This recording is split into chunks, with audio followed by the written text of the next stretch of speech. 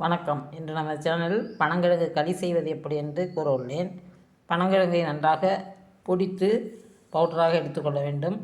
அடுப்பில் 1க்கு 2 பங்கு தண்ணீர் வைத்து நன்றாக இந்த பவுடரை கொட்டி கிண்டி வெந்து நல்ல பதம் வந்தவுடன் கருப்பட்டி தூளாக்கி அதில் போட்டு இது மாதிரி ஒரு களி தயார் செய்து கொள்ள வேண்டும்.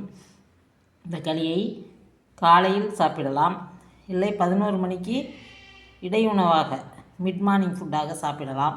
இதுக்கு கிளைசிமிக் இண்டெக்ஸ் மிகவும் குறைவு. பொதுவாக 50 விழுக்காட்டுக்கு கீழே உள்ள கிளைசிமிக் இண்டெக்ஸ் உள்ளவர்கள் சர்க்கரை நோயாளிகள் சாப்பிடலாம்.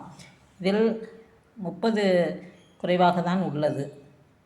ஆகவே இதை சர்க்கரை நோயாளிகள் பயன்படுத்தலாம். இதில் உள்ள சத்துக்கள் என்று எடுத்துக்கொண்டோமானால் பனங்கிழங்கில் பாஸ்பரஸ், தாதுப்பு, கரையாத நார்ச்சத்து, மேலும் calcium, omega, potassium, vitamin B, E, C முதலியவை உள்ளன. இதை சாப்பிடுவதனால் மலச்சிக்கல் சரியாகும், உடம்புக்கு வலுப்பெறும். இதை அனைவரும் பயன்படுத்தி பயனடைவீர். தங்களுக்கு பிடித்திருந்தால் லைக் செய்யவும், ஷேர் செய்யவும், சப்ஸ்கிரைப் செய்யவும். நன்றி.